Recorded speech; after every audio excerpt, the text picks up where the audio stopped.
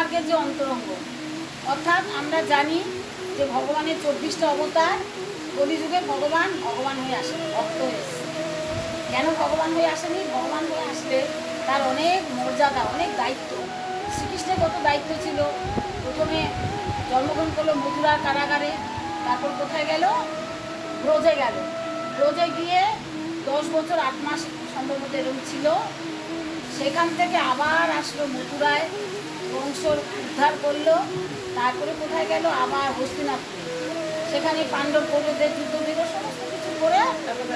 হ্যাঁ, তো তাহলে এতগুলো দায়িত্ব জন্য মহাপ্রভু স্বয়ং ভগবান তিনি ভক্ত হয়েছে। ভক্ত হয়ে এসে তিনি দেখেছেন কলিযুগের জীবকে দেখো ভগবানের জন্য কীভাবে কাঁদতে পারে। তিনি কীভাবে এসেছেন? ভাবকান্তি কি? রাধারানী। ভাবটাও রাধা, বাইরেও রাধা, অন্তরেও রাধা, বাইরেও রাধা। কেন না? দ্বাপর যুগে গোপীরা ভগবানের বিরহে যে কষ্ট পেয়েছিল না, কতদিন লীলা করে চলে গেছে, তাদের প্রেমটা তো প্রকৃত প্রেম ছিল। এইবারে সেই প্রেমটা, অর্থাৎ ভগবান বলছে আমি গোপীদের বা রাধারানীকে ভালোবেসে যে সুখ আস্বাদন করি, রস আস্বাদন করি, গোপীরা আমাদের থেকে কোটিগুণ সুখ আস্বাদন করে। গ্রন্থে আমরা পেয়েছি কোটিগুণ সুখ আস্বাদন। তাহলে সেই কোটিগুণ সুখটা কী জাতীয় সুখ? তার জন্য আমাকে গোপী হতে হবে, রাধা হতে হবে, তা না হলে আমি সেই সুখটা তো অনুভব করতে পারবো না। তাই কলিযুগে উনি ভক্ত হয়েছে। রাধার ভাব এবং বাইরেও রাধা, ভেতরেও রাধা, বাইরেও রাধা। বাইরে রাধা কেন হলো না? বাইরে প্রভু তো বলছে যে আমি এই গোপীদের দোহাই দিয়ে, কৃষ্ণ নামে দোহাই দিয়ে কলিযুগে দাঁড়ে দাঁড়ে নাম ভিক্ষা করবো, চাল ডাল ভিক্ষা করবো না, নাম ভিক্ষা। এইবারে সে প্রভুর বিরহে, গোপীদের রাধারানীর বিরহে সে তো আচার পাচার করবে, অষ্টসাত্ত্বিক বিকার, তাই না? তাদের বিকার হচ্ছে অষ্টসাত্ত্বিক, আমাদের মতো না। ঝগড়া লাগলে ব্যাস কোমর বেঁধে খুব করবো।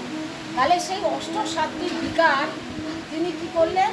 তাহলে আমাকে, আমি তো আচার পাচার, তখন রাধারানী বলছে প্রভু তুমি পারবে না সহ্য করতে, এই গোপী প্রেম যে কত গভীর, তা তুমি পারবে না। তুমি পথে ঘাটে কলিযুগের উদ্ধারের জন্য দাঁড়িয়ে দাঁড়িয়ে নাম ভিক্ষা করে করবে, তোমার এই কোমল দেহ ব্যথা পাবে।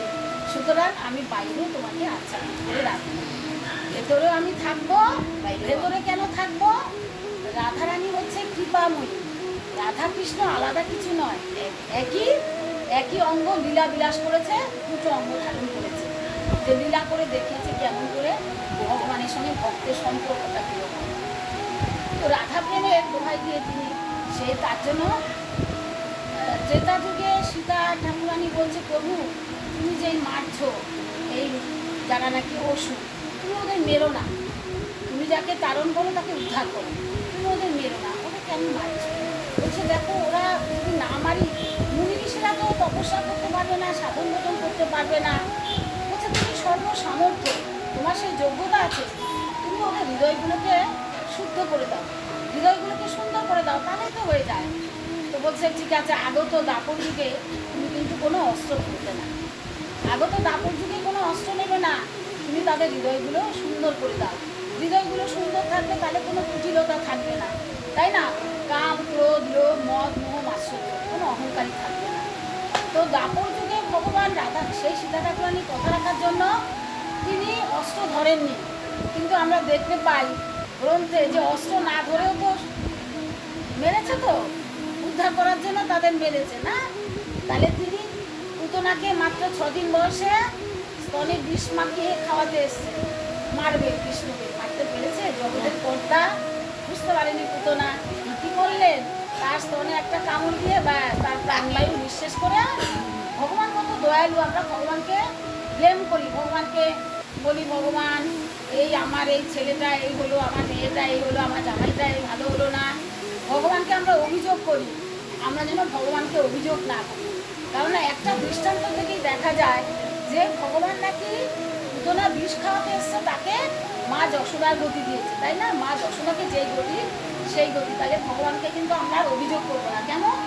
আমাদের নিজেদের কর্মফলই আমরা ভোগ করি, এটা কিন্তু আমাদের মনে রাখতে হবে। তো দাপর যুগে ভগবান অস্ত্র না ধরে অনেক অসুর নিধন করেছে। এইবারে রাধারানী বলছে তুমি তো আমার কথা শুনছই না, তোমাকে বলছি তুমি অস্ত্র নেবে না, তাও তুমি অস্ত্র না নিয়েও অসুর নিধন করছো। ঠিক আছে, আগত কলিযুগে আমি তোমার হৃদয়ে বসে যাব, তোমার হৃদয় মন্দিরে থেকে তুমি যাতে কোনো কাউকে আর না মারো, আমি তোমার হৃদয় মন্দিরটাকে প্রেমে ভরিয়ে দেবো। মহাপ্রভু কি করেছিলেন কলিযুগে? সত্যতেতা দাপরে অসুরকে অনেক নিধন করেছে। আর কলিযুগে ভগবান চিতের জন্য মহাপ্রভু মার খেয়েছে। এমন ভগবান কোথাও আছে যে মার খেয়েছে? তবু তোমরা একবার হরিবোল বলো। সুতরাং আমরা যেন নিতাই গৌর হরিবোল বলে নিতাই গৌর হরিবোল। তাহলে কলিযুগে মহাপ্রভু তিনি প্রেম দিয়ে সমস্ত মানুষের হৃদয়কে জয় করেছেন। কোনো কিছু না, খোল করতাল তার মৃদঙ্গ তার সঙ্গী ছিল, তার পার্শ্বদের দিয়ে তিনি কলিযুগে দাঁড়ে দাঁড়ে নবদ্বীপে দাঁড়ে দাঁড়ে সারা মানে জগতের মানুষকে কৃষ্ণ নাম দিয়ে গেছেন। সুতরাং আমরা যেন সেই তার আদর্শ অনুসরণ করে কৃষ্ণ নামে আসতে পারি। আমাদের কাজই তো এই যে গুরু গোসাইরা তারা কি করেন? কলিযুগে ভগবান বলছে তদৌ নাস্তেইব গতির অন্যথা। কলিযুগে নাম ছাড়া গতি নাই, গতি নাই, গতি নাই। কেননা টাকা পয়সা সোনা গয়না বাড়ি গাড়ি একটা সঙ্গে নিয়ে আসেনি, আবার সঙ্গে নিয়ে যেতেও পারবো না। সুতরাং এগুলো তো ঠিক আছে দরকার, কিন্তু এটাই যেন জীবনের লক্ষ্য না হয়। আমাদের জীবনের লক্ষ্য হবে কি? আমরা তো সংসারে ভজন করব না, আমরা হরিভজন করব। কেননা দশরথ, সীতার বাবা, রামের বাবা তারা সব সংসারী ছিলেন, সংসারী থেকে হরিভজন করেছেন। সুতরাং আমরা সংসারে থাকবো কিন্তু মনটা কৃষ্ণে রাখবো। ওই জন্য এই যে বৈষ্ণব সেবা অনেক ভাগ্যে হয়। বলছে সাধু সঙ্গ সর্বশাস্ত্রে কয়, লবমাত্র সাধু সঙ্গ সর্বসিদ্ধি হয়। এই যে বৈষ্ণবরা কি খেতে পায় না? তারা এই যে দাঁড়ে দাঁড়ে যায় কি গৃহস্থের কল্যাণ করার জন্য, গৃহস্থে যাতে কৃষ্ণ ভক্তি প্রেমের স্ফুরণ হয়। এই যে গুরু গোসাই এরা কি করে? তারা এই দাঁড়ে দাঁড়ে ঘুরে তারা কি করে? কলিযুগের মানুষকে বলো একবার হরি বলো, একবার হরি বলো, ব্যাস তাতে আমি বিক্রি হয়ে যাব তার কাছে।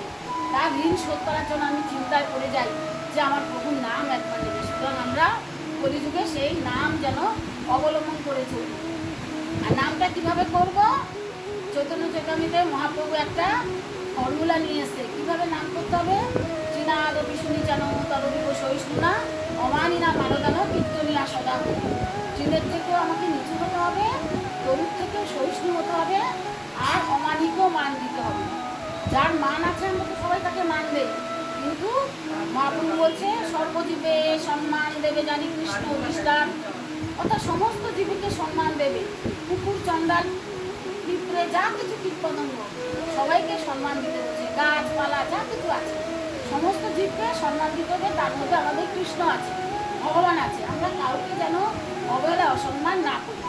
মহাপ্রভু তো বলছে কুকুর চন্ডালকে সম্মান দেবে, আর আমরা কোনো মানুষকেও সম্মান দিই না, তাই না? আমাদের মন পছন্দ না হলে একটু বিপরীত কথা বললেই ব্যাস আমাদের রাগ হয়ে যায়।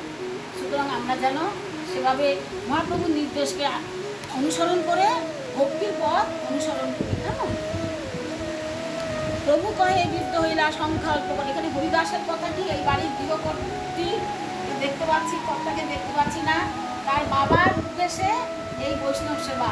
এরা 4 বোন কত ভাগ্যবান।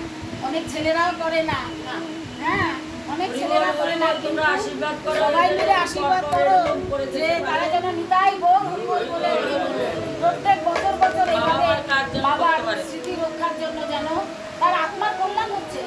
এই যে সবাই মিলে এসছে বৈষ্ণবরা, প্রত্যেকেই মিলে তার আশীর্বাদটা ওই বাবা পাবে। যেই দেহই পাক, বলছে বাবা তো অনেক বছর আগে মারা গেছে, এখন আশীর্বাদটা কি করে পাবে? বলছে যেমন নাকি ছেলে বিদেশে চাকরি করলে মা বা তার স্ত্রী বাড়িতে বসে টাকা পায় না, মানি অর্ডার করে পাঠিয়ে দেয়, তদ্রূপ এখানে যদি তার কল্যাণের জন্য কোনো কাজ করে তার সন্তানরা, তাদের তো কল্যাণ হবে। তারা যদি এইটা দেখিয়ে যাবে তবে তার ছেলেও এটা করবে, তাই না? তারা যদি এসব সাধুসঙ্গ না দেখে তারা জানবেই না কীভাবে সাধুসঙ্গ করতে হয়, কীভাবে বাবা মার কল্যাণ করতে হয়। এটাই হচ্ছে প্রকৃত কল্যাণ, যে বাবা মার কল্যাণের জন্য সাধুসঙ্গ বাড়িতে ভাগবত পাঠ বা কৃষ্ণ কথা গীতা পাঠ ভাগবত পাঠে আলোচনা করা। সুতরাং আমরা এটাই সবাই মিলে প্রার্থনা করবো গোবিন্দের কাছে গোবিন্দ তো করুণার সিন্ধু, সুতরাং তার কাছে প্রার্থনা করবো সবাই যে তার পিতা যেই দেহই পাক, তার সম্বন্ধে আমার জানা নেই, সে আধ্যাত্মিক মার্গে কতটা ছিল, নাম জপ করেছে কিনা, একাদশী করেছে কিনা, তুলসী পরিক্রমা করেছে কিনা, কিন্তু আমরা সবাই প্রার্থনা করব তিনি যেই দেহই পান সেই দেহ থেকে যেন উত্তরোত্তর শ্রীবৃদ্ধি হয়ে ভক্তির পথে নিতাই ভোর কোনো ভক্ত বাড়িতে যেন তার জন্ম হয়। কোনো ভক্ত বাড়িতে জন্ম হলে কি হবে, তার আত্মার কল্যাণ হবে, সে ধীরে ধীরে ভগবত ধামে ফিরে যেতে পারবে। যাই হোক, সময় কম, ওই জন্য আমি সবে হ্যাঁ আচ্ছা। তবে মহাপ্রভু সব ভক্তগণ সঙ্গে সমুদ্রে করিলা স্নান, জল কেলি রঙ্গে, হরিদাসে প্রদক্ষিণ করি আইলা সিংহদ্বারে, হরি সংকীর্তন কোলাহল সমস্ত নগরে, সিংহদ্বারে আসি প্রভু প্রসারীর ঠাই। আচ্ছা, ওই প্রভু কয়ে সমুদ্রে মহাতীর্থ হইল, হরিদাসের পাদতল নিয়ে ভক্তগণ, হরিদাসের অঙ্গে দিল প্রসাদ ও চন্দন, দৌড় করার প্রসাদ বস্ত্র অঙ্গে দিল, বালুকায় বত্তে করি তাহে শুনাইল। আমার অঙ্গ যায়